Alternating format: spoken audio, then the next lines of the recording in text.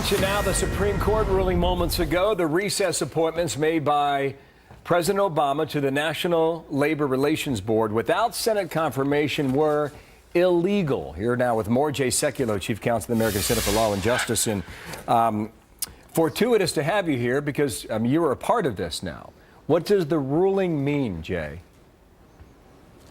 Well, what it says is that in this particular case, the appointments by the president, the so-called recess appointments to the National Labor Relations Board, were not valid because the House and Senate, they were in recess, and therefore the Senate was in recess, and that the House basically has the calendar control.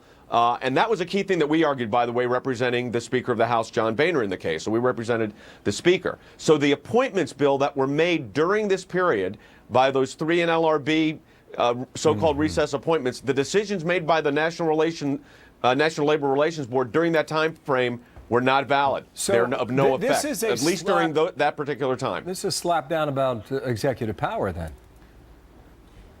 It's a significant victory for what's called the separation of powers. And yes, the president just doesn't get to make up the rules on when the Senate is in recess. So he just can't appoint people because he's mad at the United States Senate or Congress. So they said they were in pro forma session, which is what we argued, and 9 justices agreed with that. 9-0. Wow. So you can do recess appointments, but in this case, Congress was not in recess. That's what the court's saying, correct? You got it. That's exactly right. They said a 3-day to 10-day window of time in recess is too short to say they were not in recess. Okay. They were in recess. So the appointees that went through during that time, what happens? Are their names withdrawn? Do you go back to the drawing board? What do you do, Jay?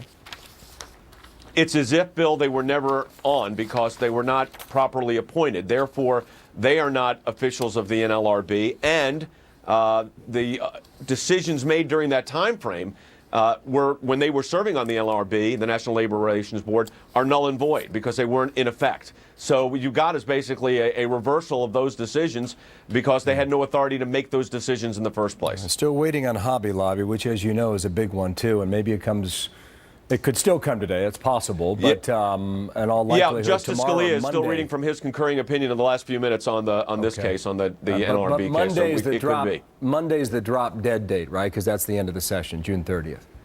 Yeah, and they could even decide to have a scheduled order day tomorrow. That's not unusual for them to add a day and just make an orders list Monday. We'll know that at the end of probably around 30 minutes from now. Thank you, Jay. Jay Sekulow. Appreciate it. Thanks. All righty, Bill. Martha.